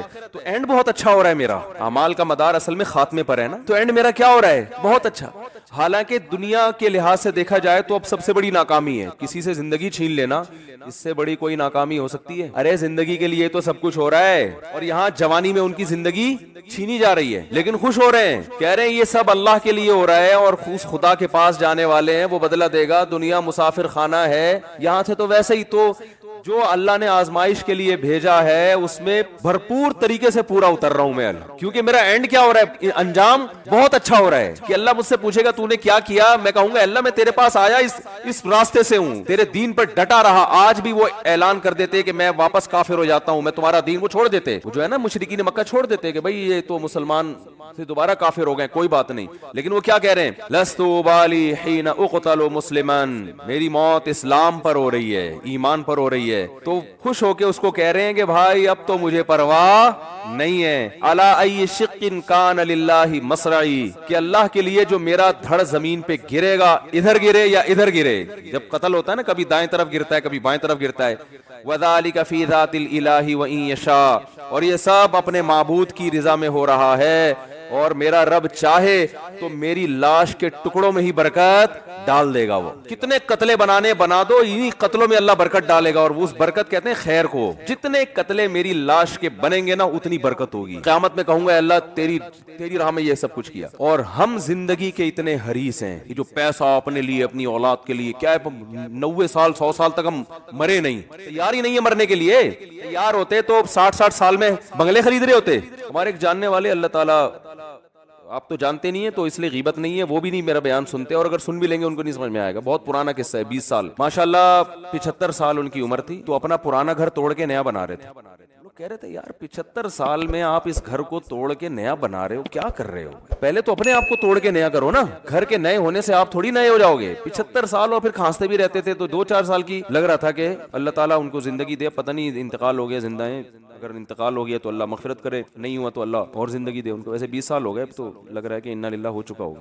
اچھا خیر, تو گھر توڑ کے دوبارہ بنا رہے ہیں. او بھائی کیا کر رہے ہو, کیوں بنا رہے ہو اب اس عمر میں گھر توڑ کے دوبارہ؟ جو ہے بس اسی کو تھوڑا بہت ریپیئر کروا دو, اپنا ایک کمرہ اچھا سا بنا دو کہ بھائی میں بوڑھا ہو گیا, مجھے یہ کمرہ دے دو, اس میں اے سی لگا دو, مجھے تمیز سے دنیا سے جانے دو. لیکن توڑ کے بنائے جا رہے ہیں. جوان بھی یہ کام کر رہا ہے, او لمبی لمبی پلاننگ. تو اسلام چاہتا ہے آپ اندر سے کیا ہو جائیں, چینج. اس دنیا سے دل لگانا چھوڑ دیں, اس کو مسافر خانہ سمجھیں. او بھائی بیٹھے ہوئے اسٹیشن ہے, کبھی بھی بلاوا آ سکتا ہے. اور یہ اس کو کراچی کا اسٹیشن سمجھیں آپ, پاکستان کا اسٹیشن, کیونکہ اگر آپ نے یورپ کا اسٹیشن سمجھا اس کو تو پھر اس میں یہ ہوگا جو ٹائم دیا اسی ٹائم پہ ٹرین آئے گی, اس میں یہ پرابلم ہو جائے گی. پاکستان کا اسٹیشن سمجھیں گے تو کسی بھی وقت ٹرین آ سکتی ہے اور کسی بھی وقت جا سکتی, کوئی ٹائم نہیں ہے. اور ٹرین میں کون سا آپ منزل تک پہنچ جائیں گے. کل وہ میرپور خاص سے کچھ لوگ آئے ہوئے تھے, انہوں نے بتایا کہ وہ ٹرین میں آگ لگی تھی نا ابھی, تو ان کے بہت سارے لواحقین اس میں جل گئے, اور 15 منٹ تک آگ لگنے کے بعد بھی ٹرین چلتی رہی ہے. لیکن نہ وزیر ٹرین سے کوئی پوچھتا ہے, وزیر ریلوے سے, کہ یار 250 لوگ کوئلہ بنے ہیں, بہت سے چھلانگے مار کے زمین پہ ہڈیاں ٹوٹ کے مر گئے, اس کا کون حساب دے گا؟ وہ جب زنجیر کھینچی ٹرین رکی کیوں نہیں؟ کوئی ہے پوچھنے والا؟ یہ جنت میں جائیں گے؟ بولو کسی نے وزیر ریلوے سے پوچھا کہ آگ لگی ہے 15 منٹ, چلو آگ لگ گئی, غلطی ہو گئی, کچھ بھی ہو گیا, اور پتہ چلا کہ وہ پنکھا جو تھا نا اس میں شارٹ سرکٹ ہو رہا تھا, پہلے سے کمپلین بھی ہوئی تھی کہ اس میں آگ لگ سکتی ہے, پھر بھی نہیں پرواہ کی گئی. اس کے بعد آگ لگی ہے, 15 منٹ تک اسپیڈ کے ساتھ ٹرین چلتی رہی ہے, جس نے 2 بوگیوں کو مسلسل جھلسا دیا ہے. ہاں سلنڈر کا الزام لگا دیا تبلیغ والوں کے اوپر, تو کوئی بھی لگا دے کسی کے اوپر بھی الزام. اگر بالفرض سلنڈر بھی پھٹا تھا تو زنجیر کھینچنے سے ٹرین تو رکنی چاہیے نا, وہ بھی نہیں. تو یہ بہت سے دنیا میں کیس نہیں ہوتا, دنیا میں نہیں ہوتا. اس لیے تو ہم آخرت پر ایمان رکھتے ہیں. اگر آخرت بھی نہیں ہے پھر تو یہ اللہ کا معاذ اللہ غلط ہے, معاذ اللہ نقل کفر. پھر تو اللہ کے یہاں بڑی دھاندلی ہے بھائی, کہ دنیا میں بھی حساب نہیں لے رہا اور آخرت میں بھی. اللہ تبھی تو کہتے ہیں ہم نجعل المسلمین کالمجرمین, ماننے والوں اور نہ ماننے والے اور مجرم اور گناہ سے بچنے والوں کو ایک جیسا ٹھکانہ دے دیں. ایسا تھوڑی ہو سکتا ہے, لہذا مر کے ختم نہیں ہوگے, دوبارہ زندگی ہے. تو بھائی اللہ کیا چاہتا ہے اندر سے تبدیل. جیسے آپ کے ابا آپ کو پراپر ڈاکٹر بنانا چاہتے ہیں, تو اللہ بھی آپ کو پراپر مسلمان بنانا چاہتا ہے. پراپر مسلمان کی ڈیفینیشن یہ ہے, وہ دنیا سے دل نہیں لگاتا, وہ ہر وقت اس کے دماغ میں بھائی اسٹیشن ہے, کبھی بھی یہاں سے ٹر بنیں گے. ہمارے حضرت فرمایا کرتے تھے کہ پہلے کتابوں میں ایک پنجابی میں کتاب ہوتی تھی, بچوں کو پڑھائی جاتی تھی, اس میں سوال تھا توڑا ایمان کھلوتا ہے کہ بیٹھا. بیٹھا کو بیٹھا ہی کہتے ہیں نا پنجابی میں, ہے بیدا پیدا, فی الحال بیٹھا ہی بولنے دو, پروناؤنسیشن میں بڑا مسئلہ ہو جائے. توڑا ایمان کھلوتا ہے کہ بیٹھا ہے, بچوں سے پوچھا جاتا تھا, بچے جواب دیتے ہیں بیٹھا ہے. بیٹھا اس لیے کہ کہیں ٹر نہ بنجے, اگر کھڑا ایمان ہوگا تو کسی بھی وقت جا سکتا ہے. صحیح ہے نا؟ تو مسئلہ یہ ہے کہ ہم نے اپنے دل میں دنیا کے مسافر خانہ ہونے پر ایمان نہیں لانا, اس کو کھوپڑی میں بٹھانا ہے. ایسا بٹھانا ہے کہ ٹر نہ بن جائے. ایسا نہ ہو کسی کی دولت دیکھ کر یہ تصور ٹر گیا. ہم اب کیا کرتے ہیں, بیان سنتے ہیں, ایک دماغ میں آتا ہے بھائی W11 کی طرح ہے, کبھی بھی اتر سکتے ہیں. اور W11 میں بعض دفعہ عزت کے ساتھ اترتا ہے, بعض دفعہ ایسے ہی اتار دیا جاتا ہے آدمی. وہ پھر کسی اور وقت W11 کے الگ سے فضائل بیان کروں گا انشاءاللہ. تو کسی بھی وقت جو ہے نا آدمی ٹر جاتا ہے. تو ایسا دنیا کے مسافر خانہ ہونے کو دماغ میں بٹھانا ہے کہ 2-4 بیان سن کے ہاں جی مسافر خانہ ہے, تھوڑا سا دماغ نہ اس کو کھوپڑی میں انسٹال کر دینا ہے. ایسا انسٹال کرنا ہے کہ ہر وقت یہ خیال آئے بھائی رہنے کی جگہ بولو نہیں, تو ہم آخرت کے لیے پیدا ہوئے, دنیا کے لیے تھوڑی پیدا ہوئے, تو آخرت کے لیے. تو جب بار بار یہ ہوگا تو پھر پیسے جب جمع کرنے کا خیال آئے گا, ابے بھائی یہاں سے تو جانا ہے یار, یہ پیسے آخرت کے بینک میں کیوں نہیں رکھوا دیتے. دیکھو امریکہ سے کما کے لوگ یہاں بھیجتے ہیں کہ یار بڑھاپے میں ادھر ہی پاکستان ہی آنا ہے نا, تو یہاں کوئی انویسٹمنٹ کرو. ایک صاحب امریکہ میں تھے, کہہ رہے تھے میں نے چونکہ آنا پاکستان ہے تو 6-7 دکانیں خرید لی انہوں نے پاکستان میں, کہ جب آؤں گا تو یہاں کوئی انویسٹمنٹ ہو نا. تو جب ہم نے جانا آگے ہے تو ولتنظر نفس ما قدمت لغد, اللہ فرماتے ہیں پھر دیکھو کل کے لیے کیا کر رہے ہو تم, کل کے لیے کیا کتنی انویسٹمنٹ کی آگے. جہاں 50-60 سال رہنا ہے اس کے لیے تو کروڑوں کی انویسٹمنٹ ہے, جہاں کروڑوں سال اربوں سال رہنا ہے اس کے لیے وائپر والے کو 15 روپے دے دیے. ونس اپون اے ٹائم ایک دفعہ کسی فقیر کو 5 روپے کا سکہ تھما دیا. ونس اپون اے ٹائم ایک دفعہ مسجد کا پنکھا لگوا دیا, چلو یہ بھی اچھا ہے. اور اس پہ موٹا موٹا لکھوا دیا میرے دادا کی مغفرت کے لیے ستار بھائی کی طرف سے. ایک مسجد میں میں گیا, ہر پنکھے پہ لکھا ہوا ہے یہ پنکھا فلاں کی طرف سے, فلاں کے لیے, یہ فلاں کی طرف سے. میں نے کہا یار یہ فرشتوں کو کیا ٹینشن ہوگی, ان کو باقاعدہ کہ بھئی یہ والا پنکھے کی جو ہوا آ رہی ہے اس کا ثواب اٹھا کے فلاں ڈپارٹمنٹ میں پہنچانا ہے. ان کو سمجھا رہے ہو کیا کر رہے ہو یار, اتنی ڈیٹیل میں جانے کی کیا ضرورت ہے. تو یہ چل رہا ہے مارکیٹ میں. تو اللہ ہمیں کیا بنانا چاہتا ہے, اندر سے دنیا سے دل لگانا چھوڑ دو. متاع الغرور, دھوکے کا گھر ہے بھائی, ایسا نہیں ہے جیسی نظر آ رہی ہے. اور کمال ہے صبح شام دیکھتے بھی ہیں لوگوں کو مرتے ہوئے, مگر ہم کہتے ہیں وہ تو اس کے ساتھ ہوا ہے, میرے ساتھ تھوڑی ہو سکتا ہے. تو بس یہ غلط فہمی ہے, اور یہ غلط فہمی بہت جلد دور ہو جائے گی جب خود لیٹیں گے, آنکھ بند ہوگی تو پھر ایک دم حدیث میں آتا ہے کہ انسان کی جو ہوس ہے نا اس کو قبر کی مٹی لگام دے دے گی. وہ کہے گا یار یہ کیا بحریہ ٹاؤن, یہ کیا. وہ ریاض ملک نے بھی جانا ہے, ٹھیک ہے نا.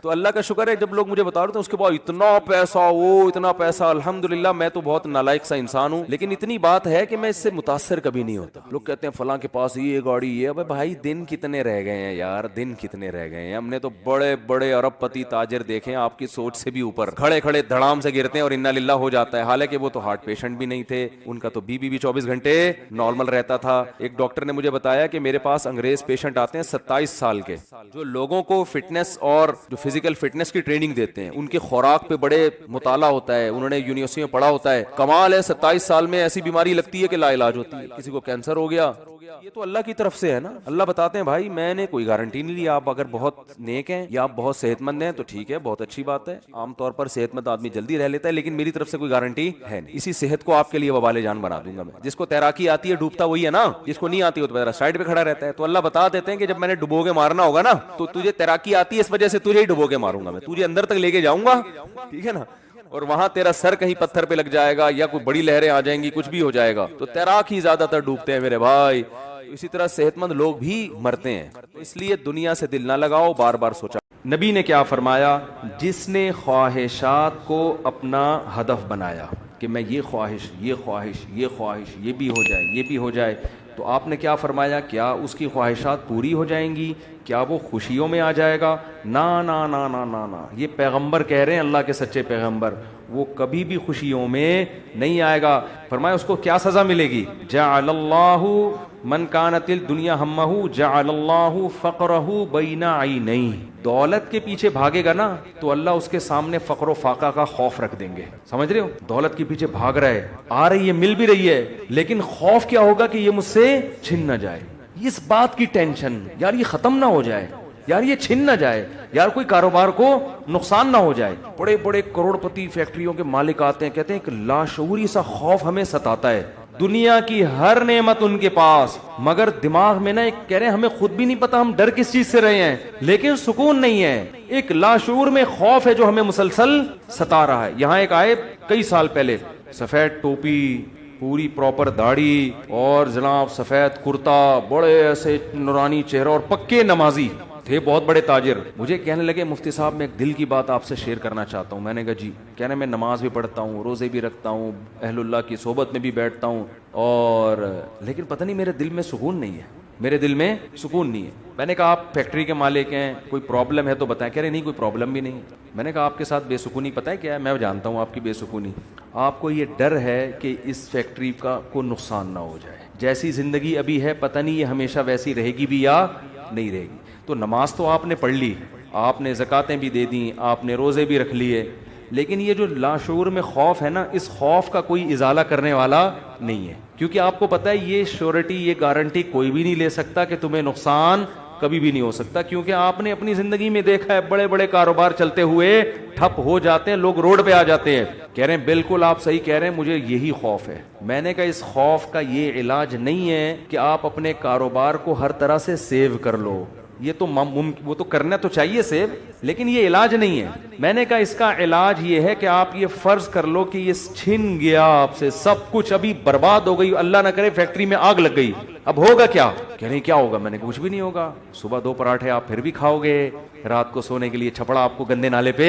یا فٹ پاتھ پہ مل جائے گا، کوئی بات نہیں، انجوائے کرنا، دنیا مسافر خانہ ہے، رہنے کی جگہ بولو نہیں، ہماری بیسک ضرورت ہے، جب شدید بھوک لگے، بھوک برداشت نہیں ہوتی ہے، کھانے کو روٹی مل جائے، یہ بیسک ضرورت ہے، نیند آئے تو سونے کے لیے جگہ مل جائے۔ یہ نیند ایسی عجیب چیز ہے، آپ اگر نہیں سونا، ایک وقت آتا ہے کہ آپ بچو گے بھی نا تو کانٹوں پہ بھی نیند آ جائے گی۔ آپ اب جیسے میرے ساتھ ہوتا ہے نا، نیند نہیں ہو رہی، ایک وقت جب بہت زیادہ جمع ہو جاتی ہے، پھر ہم نہیں بھی سونا چاہ رہے ہوتے ہیں، سو رہے ہوتے ہیں۔ میں ایک دفعہ سفر میں آ رہا تھا، بڑا لمبا بس کا سفر تھا، سونے کا ٹائم ہی نہیں ملا، تو جب ہم سکھر تک پہنچے نا، پرانی بات ہے 20-25 سال پرانی، تو میں ایسا سویا ہوں، کبھی اس کے اوپر جا کے دھڑام سے گر رہا ہوں، وہ اٹھا رہا ہے بھائی کیا کر رہے ہیں مولوی صاحب، پھر جب ادھر کو کر دو دھڑام سے اس کے اوپر گرا، وہ کہہ رہا ہے مولوی صاحب تمیز سے بیٹھو یار، پھر ادھر میں جاگنے کی کوشش کر رہا ہوں، لیکن یہ اللہ کی رحمت ہے کہ جو چیز ضروری تھی وہ اللہ نے آپ کے اوپر مسلط کر دی۔ تو میں نے کہا نیند کا بھی کوئی ٹینشن لینے کی ضرورت نہیں ہے، سونے کی کہیں بھی جگہ نہ ہوئی نا آپ کو، اور جب گہری نیند آتی ہے نا، انسان پہ مسلط ہوتی ہے، بے شک نرم گدا نہ بھی ہو، سونے کا مزہ خاندانی آتا ہے۔ آدمی کہتا ہے کہیں سر ٹکانے کی, کوئی بندے سے کہتا ہے تو خالی ہاتھ یوں رکھ کے کھڑا ہو جا تھوڑی دیر کے لیے, کہیں سر ٹکانے کی ذرا سی جگہ مل جائے, ایسا مزہ آتا ہے سونے میں.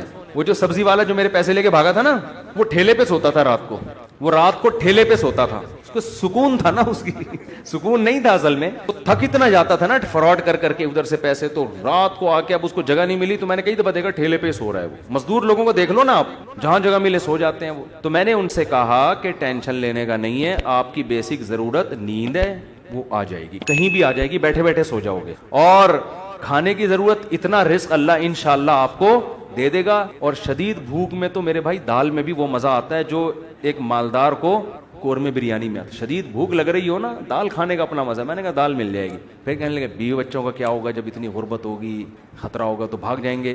میں نے کہا جو خود سے بھاگے اسے بھاگنے دو, جو خود سے بھاگے اسے کوئی ٹینشن. مسافر خانہ ہے نا بھائی, نیک بیوی تو وہ ہوتی ہے جو آپ کی شریک حیات ہے. جب دولت تھی اس وقت بھی ساتھ, جب غربت تھی اس وقت بھی ساتھ. تو اگر غربت میں وہ بھاگ گئی, بولو اے اللہ اچھا ہوا تو نے زندگی میں ہی جان چھڑا دی. کیا خیال ہے بھائی؟ اور میں نے کہا جب دوبارہ پیسہ آئے تو پھر اس کو لے کے نہ ہو, بولو اب وہیں رہو. اب کیا کرنا ہے, وہیں رہو. غیرت مند آدمی تھوڑی ایسی چیزیں پالتا ہے. لیکن تو میں نے کہا بھاگتا بھاگتا کوئی ہے نہیں آج کل, لیکن اگر بھاگ گئی ٹینشن نہیں, مسافر خانہ ہے, ویسے بھی مر جاتے تو قبر میں دفنا کے آ جاتی وہ. تو کوئی ٹینشن نہ لو میرے بھائی, کسی چیز کی ٹینشن لینے کا بالکل بھی نہیں ہے. ہم مسافر خانہ ہے, ہماری فیکٹریوں کو اللہ نہ کرے آگ نہ بھی لگے تو بھی تو مرنا ہے نا. ارے فیکٹری تم نہیں مرے, فیکٹری مر گئی, یہ زیادہ اچھا ہے. اس سے بہتر کہ تم مر جاتے اور فیکٹری بچ جاتی. کوئی فرشتہ آئے اور کہے اللہ نے مجھے حکم دیا ہے اس کی فیکٹری کو آگ لگوا دو, لیکن اس کو آپشن دے دو کہ تو مرے تیری فیکٹری کو مار دیں. آدمی کہتا ہے بھائی مزدوروں سمیت مار دے اس پوری فیکٹری مجھے بچا لو. یہی ہوگا نا, مجھے بچا لو. تو ان کو تھوڑا سکون ہے. میں نے کہا آپ کا مسئلہ یہ ہے کہ آپ نماز پڑھتے ہیں, علماء کے پاس بھی بیٹھتے ہیں, مگر آپ نے دل میں دنیا کی محبت کے گٹر ابل رہے ہیں آپ کے. ہمارے حضرت فرمایا کرتے تھے بہت سے لوگ ایسے ہیں, بڑی بڑی داڑیاں, تہجد گزار, اور جناب بڑے ہر بات پہ درود شریف, لیکن دل میں دنیا کی محبت کے گٹر پالے ہوئے ابل رہے ہیں. یہ ایسے جیسے اللہ کی محبت کے چشمے ابلتے ہیں نا, تو دنیا کی محبت کے چشمے نہیں ابلتے, گندگی کے گٹر ہیں جو ابلتے ہیں. تو کہتے ہیں ان کے دل میں گندگی نہیں ہے, گندگی کے دنیا کی محبت کی جو ایک گٹر ہے نا, گٹر, وہ گٹر ابل رہے ہیں. جس کو یہ مثال سمجھ میں نہ آتی ہو, بارشوں میں ہماری گلی کو آگے دیکھ لیا کرے گٹر کیسے ابلتے ہیں, تو وہ پتہ چل جائے گا کہ یہ ہے جو گند نکلا ہوا ہے. اس گند کو نکالو. کیا کہا پیغمبر نے ہود علیہ السلام نے اپنی قوم سے, صالح علیہ السلام نے اپنی قوم سے, تتخذون مصانع لعلکم تخلدون, اے میری قوم تم گھر اتنے مضبوط بناتے ہو جیسے تم نے ہمیشہ رہنا ہے, اتنا پیسہ ان دیواروں میں کیوں پھونک رہے ہو؟ حالانکہ وہ حلال پیسوں سے گھر بنا رہے تھے بھائی, حرام سے تھوڑی بنا رہے تھے, حرام سے نہیں بنا رہے. پھر بھی پیغمبر اعتراض کر رہے ہیں کہ موت کو بھول گئے ہو تم, اتنا سریا بنیادوں میں ڈالا جا رہا ہے. لوگ بتا رہے تھے ہم نے یہ سریا ڈالا. میں کہتا ہوں اپنی ہڈیوں میں تو کیلشیم ہے نہیں تمہارے, پہلے اپنی ہڈیوں میں سریا ڈالو بھائی.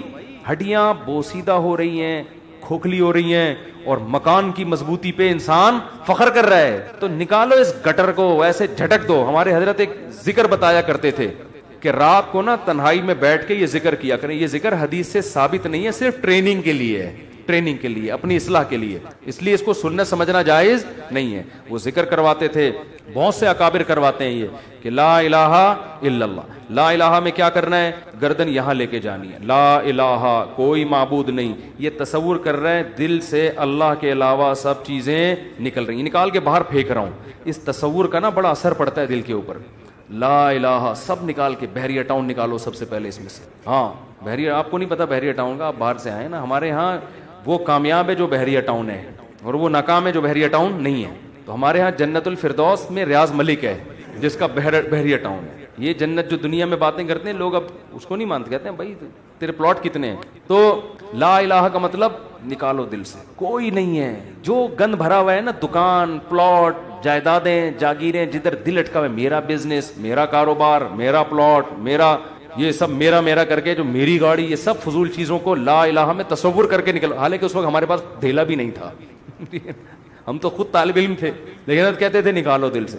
رات کو 100 دفعہ نا یہ ذکر کرواتے تھے, لا الہ سب نکال دیا, الا اللہ. پھر الا اللہ میں چوٹ مارتے تھے دل پہ, الا اللہ صرف کون ہے, اللہ ہے. تو الا کل ما خلا اللہ باطل, حدیث میں آتے اللہ کے علاوہ سب باطل ہے. اس کا ہم آج کی زبان میں ترجمہ کریں گے اللہ کے علاوہ سب بکواس ہے. سب کیا ہے؟ بکواس. اگر سب بکواس نہ ہوتا تو موسیٰ کلیم اللہ کو اللہ دنیا دیتا نا, اور فرعون کو غریب رکھتا کہ موسیٰ تو میرے ہیں تو ان کو دنیا بہت دوں گا, اور فرعون میرا دشمن ہے, اس کو کھانے پینے کے لیے روٹی, اس کی فیکٹریوں میں آگ لگاؤں گا. کیا کراؤں گا؟ فیکٹریاں تو فرعون کی چل رہی تھیں, اس کے محلات کے نیچے نہریں بہ رہی تھیں, اور موسیٰ کلیم اللہ کو فرعون غربت کے تانے دیتا تھا. ان کے پاس تو کچھ بھی نہیں ہے, شادی کرنے کے لیے تو 10 سال بکریاں چرائی ہیں انہوں نے. آپ شادی کرتے ہیں نا, اصل میں کیسے بھائی اتنے اچھے خاندان میں شادی ہوئی, آپ بتاتے ہیں یار ایکچولی میرا بزنس, اور وہ انہوں نے ایسا میرا اسٹیٹس دیکھا کہ خود ہی دے دی انہوں نے. اور غریب آدمی, ابے تجھے کیسے مل گئی؟ تو کیا کہہ رہا تھا یار کسی کا رکشہ ادھار لے کے گیا تھا میں بتانے کے لیے. وہ بیچارہ فخر کر سکتا ہے. تو فرعون یہ تانے دیتا موسیٰ علیہ السلام کو کہ ام انا خیر من ھذا الذی ھوا مہین, میرے پاس دولت یہ غریب. تو اس سے پتہ چلتا ہے اللہ کے علاوہ اس دنیا میں سب کچھ کیا ہے؟ بکواس. ہمارے نبی کچرے کے ڈھیر پہ صحابہ کے ساتھ گئے, ایک مری ہوئی بکری کا بچہ, سوری مری ہوئی بکری کا بچہ نہیں, بکری کا مرا ہوا بچہ, سمجھتے ہو؟ بکری کا مرا ہوا بچہ مردار ہوتا ہے نا, بو آ رہی ہوتی ہے, پھول پھٹ رہا ہوتا ہے. آپ نے صحابہ سے فرمایا کوئی ہے جو اس کو کچھ درہم میں خریدے؟ صحابہ نے کہا یا رسول اللہ اس گند کو کون خریدے گا؟ آپ نے فرمایا اللہ کی نظر میں اس دنیا کی حیثیت اس سے بھی کم ہے. جو ہم اس کو لفٹ کرا رہے ہیں نا, میرا پلاٹ میری گاڑی, چند اصل میں یہ سمجھ میں آتی نہیں ہے. آنکھ بند ہوگی تو سمجھ میں آ جائے گا یار کس چیز پہ میں نے محنت. تو دل سے دنیا کی محبت نکالو, اور یہ ذکر تنہائی میں اجتماعی نہ کرے, ایک بدعت نہ بن جائے. ہاں لاؤڈ اسپیکر کھول کھول کے بھی مسجدوں میں ہو رہا ہے, ایک ٹوپی ڈرامے شروع ہو جاتے ہیں. ہر چیز کو نا لوگ انٹرٹینمنٹ کا ذریعہ بنا لیتے ہیں. اب یہ ذکر میں نے بتا دیا تو اب پتہ چلا مسجدوں میں پروگرام چلے, آئیے ہمارے یہاں 3:05 پہ ذکر ہوگا, پھر ہاں ہو رونا دھونا کرنا کرانا کچھ بھی نہیں ہوتا. تو تنہائی میں بیٹھ کے اگر 100 دفعہ ایسے کر لیں, لا الہ ہلکی آواز کے ساتھ, لا الہ الا اللہ, لا الہ الا اللہ, لا الہ الا اللہ, آپ کئی دن تک کنٹینیو کریں گے, آپ کے دل کی کیفیت بدلنا شروع. پھر آپ کو لگے گا یار لا الہ کوئی نہیں ہے, سب بکواس ہے. پھر کوئی آپ سے آ کے کہے گا نا ابے بحریہ ٹاؤن, آپ کہو گے میں تو رات کو 100 دفعہ دل سے یہ بحریہ ٹاؤن نکالا ہے میں نے, تو کس بحریہ ٹاؤن کی بات کر رہا ہے؟ دنیا رکھو ضرور, ایسا نہ ہو کہ پلاٹ ہی بیچ دیں صبح اٹھ کے. 3 پلاٹ تھے بحریہ ٹاؤن میں بچوں کے لیے رکھے ہوئے تھے, لا الہ الا بحریہ ٹاؤن نکال کے صبح کا اٹھا کے دے دو کسی کو, بس. تو اتنا کریں جتنا افورڈ کر سکتے ہیں. یہ تو ہمارے نبی نے تو رکھا ہی نہیں نا, لیکن ہمیں حکم ہے, ہم کمزور لوگ ہیں, رکھ لو. اگر اللہ نے وسائل دیے ہیں دل نہ لگاؤ. دل لگانے کا کیا مطلب ہے؟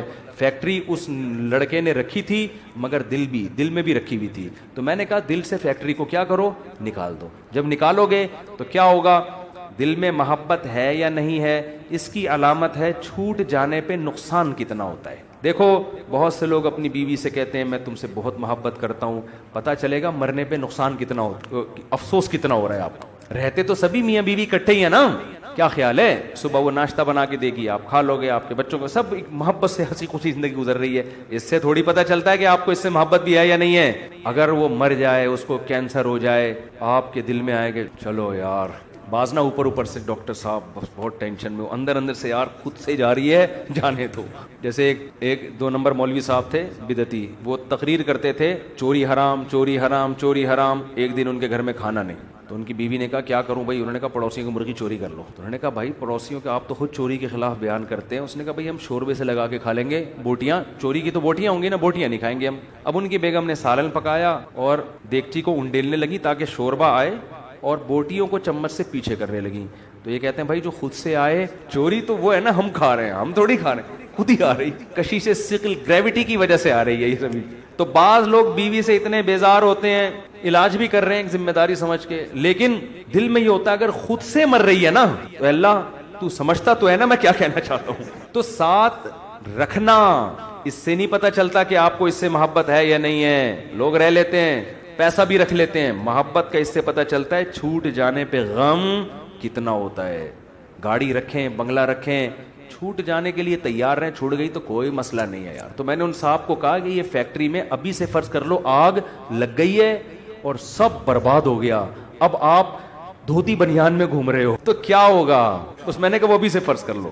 تو کہنے لگے یار بڑا سکون ملا ہے. تو میں نے کہا یہ سکون آپ کا پھر ختم ہو جائے گا, پھر فیکٹری تو نکالو اس کو دل سے. اور دل سے دنیا نکالنے کا ایک بہت بہترین طریقہ ہے صدقہ کیا کرو. جب روکڑا خرچ کرتا ہے نا دل کھنچتا ہے. ہم جو صدقہ کرتے ہیں نا اس میں ٹینشن نہیں ہوتی ہمیں, اتنا کرو جس سے تھوڑی سی تکلیف ہو کہ کیا کر دیا یار, کیا کر رہا ہوں. حدیث میں آتا ہے بہترین صدقہ وہ ہے کہ جب تم کرو تو تمہیں ڈر ہو کہ غریب نہ ہو جاؤں. تأمل الغنا و تخشى الفقر, اور نہ کرنے میں امید ہو کہ بڑا پیسہ بنا لوں گا, اس کنڈیشن میں جب کرو گے نا تو یہ سب سے بہترین صدقہ ہے. تو صدقہ کیا کرو, دے دیا کرو یار. یہ ہمارے حضرت فرماتے تھے ایک آدمی دکان سے اتنی محبت ہو گئی اس کو, ایک دن اس نے کہا کہ مجھے اتنا دکان میں دل اٹک گیا, ایک دن میں دکان بند کر کے بیٹھ گیا. میں نے کہا بھاڑ میں جائے, اپنی اصلاح کے لیے نا, کوئی بات نہیں نقصان کرو یار اپنا, ہر وقت دکان دکان دکان, ایسی کی تیسی تالا لگا کے گھر بیٹھ گیا کہ جب نارمل کنڈیشن میں ہوں گا پھر آؤں گا. جیسے کسی کو عشق ہو جائے نا کسی سے, اب مل تو رہی نہیں ہے وہ, تو عشق میں وہ پاگل ہونا شروع ہوتا ہے. تو بیوقوف لوگ کیا کرتے ہیں, ہر وقت اس کی یاد دماغ میں, ہر وقت اس کو دیکھ رہے ہیں, اس کی تصویریں دیکھ رہے ہیں, پرانے میسج پڑھ رہے ہیں, سوچ رہے ہیں. بیوقوف یہ کرتے ہیں. عقل مند کیا کرتا ہے, لعنت بھیجو یار صحیح ہے نا, نمبر ہی بلاک کر دو ایسی کی تیسی. اور جب یہ کیفیات ختم ہو جائیں گی پھر دیکھوں گا کہ شادی ہو گئی نہیں ہوگی, دوبارہ ٹرائی کر کے کوشش کروں گا. پاکستانی چھوڑتا تو ہے نہیں, کہتے پھر ایک سال بعد دوبارہ ٹرائی کریں گے ہم. تو عقل مندی کا تقاضا ہے. تو جلدی سے بس حدیث مکمل کر دوں. نبی نے فرمایا جس نے خواہشات کو ہدف بنا لیا تو اللہ فقر و فاقہ اس کے سامنے لا کے کھڑا کر دیں گے. کروڑ پتی ہوگا مگر آگے فقر و فاقہ اس کو ڈرا رہا ہوگا, بھائی میں حملہ کر دوں گا, میں تجھے کھا جاؤں گا. اس خوف کی وجہ سے لائف کو انجوائے نہیں کرے گا. جعل اللہ فقرہ بین عینیہ وفرق علیہ شملہ. دوسری سزا دنیا میں اس کو یہ ملے گی کہ اس کی فکروں کو بکھیر دیں گے اللہ تعالیٰ. اتنے مسائل ہوں گے کہ میرا یہ صرف ایک پیسہ مسئلہ نہیں ہوگا, یار یہ کام بھی ہو جائے, یار یہ بھی ہو جائے, یار یہ بھی ہو جائے, یار فلاں سے تعلقات بھی ٹھیک ہو جائیں, یا لوگ میری مخالفت کرنے وہ بھی چھوڑ دیں, یار وہ فلانا. یعنی وہ اتنے انڈے بچے ہوں گے کہ سارے انڈوں سے چوزے نکلیں, اس کی یہ خواہش ہوگی. حالانکہ کبھی مرغی کے سارے انڈوں سے چوزے نکلتے ہیں, دو چار تو خراب ہو جاتے ہیں نا. تو فرقہ یہ اور عجیب ٹینشن, سکون نہیں ہوگا. یہ بھی اس کی فکریں اللہ کیا کر دے گا, اس کے سامنے بکھیر دے گا. یہ بالکل ایسے ہے جیسے بہت ساری ٹینشنیں اگر ایک پوٹلے میں ہو نا, انسان کہتا ہے اٹھا کے پوٹلا پھینک دو, ختم. اور وہ پوٹلا کھل کے بکھر جائے, ایک ٹینشن وہ ہے, ایک ٹینشن وہ ہے, ایک ٹینشن وہ. اس کو کمبخت کو سمجھ میں ہی نہیں آئے گا ان ٹینشنوں سے میں جان چھڑانا شروع کون سی والی ٹینشن سے کروں, میں کون سی والی ٹینشن کو میں پہلے پھینکوں, پھر اتنی بکھری ہوئی ہوں گی اس میں ڈوبا ہوا ہوگا وہ. اور آگے آپ نے فرمایا اتتہ ولم یاتہ من الدنیا الا ما قدر له. یہ سارے کام دنیا کے لیے کر رہا تھا نا, وہ دو بکھیڑے پال لیے اس نے, دنیا کے لیے سب کچھ کر رہا تھا, اور اس کی دو سزائیں تو اللہ فوراً دے دے گا, فقر و فاقے کا خوف اور ٹینشنوں کو بکھیر دے گا. یہ دو ٹینشنیں تو چلو ہم کہتے یار دنیا مل جاتی تو چلو یہ ٹینشنیں بھی قبول ہیں. اللہ کہتے ہیں ملے گی اتنی جتنی مقدر ہے. نبی نے فرمایا ملے گی اتنی نہیں جتنی اس کی چاہت ہے, اتنی جتنی اللہ نے لکھی ہوئی ہے. اگر یہ زیادہ کی کوشش کرے گا تو ہو سکتا ہے دھیلا بھی نہ ملے, اور ہو سکتا ہے ڈبل مل جائے. تو یہ بھی اس کی چاہت پہ نہیں ہے, یہ کس کی چاہت پہ ہے, اللہ کی. تو یقینی پھر بھی نہیں ہے وہ. پھر میں چٹکلا سنا دوں نا, یقینی پھر بھی نہیں ہے. ایک آدمی کو بیوی اچھی نہیں لگتی تھی, بیچاری نے ہر طرح سے کوشش کر لی کہ میں اپنے میاں کو اچھی لگوں, اچھی پھر بھی نہیں لگ رہی اس کو. ایک دن وہ بڑی خوبصورت لپسٹک اور خوبصورت زیور اور خوبصورت ساڑی اور بڑا خوبصورت لباس, ہر چیز بڑی VIP پہن کے آ گئی.